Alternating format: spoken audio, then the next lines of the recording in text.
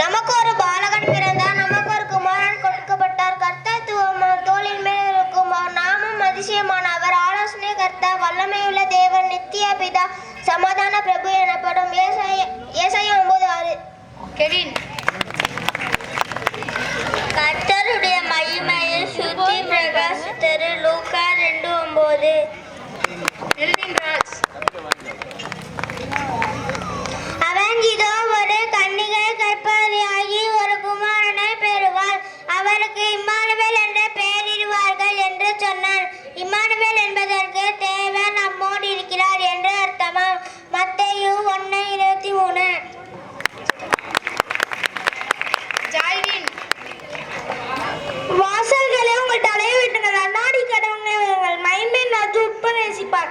யார் இந்த மைமேல் ராஜா? அவர் வல்லமையும் பராக்கிரமும் உள்ள கர்த்தர், அவர் யுத்தத்தில் பராக்கிரமும் உள்ள கர்த்தராமே. வாசல்களே உங்கள் தலையை விட்டுங்கள், அண்ணாடி கடவுளை உங்கள் மைமேல் ராஜா உட்பநேசிப்பார். யார் இந்த மைமேல் ராஜா? அவர் சேனைகளின் கர்த்தர், அவரே மைமேல் ராஜா. சங்கீதம் 24:7-10 வாட்சன். சூப்பர். உற்சாகமா கைகளை தட்டுவோம்.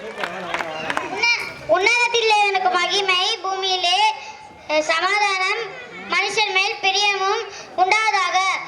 லூக்கா 2:14.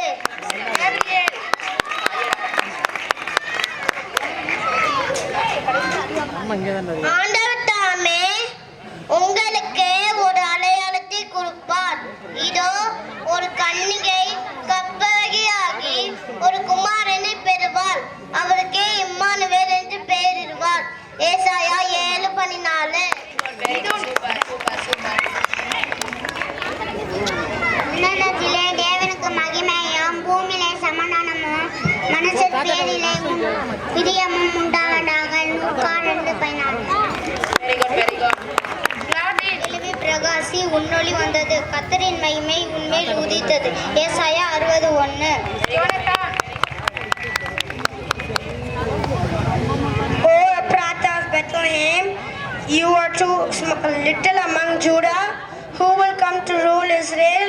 You come forth in ancient days. Micah 5:2.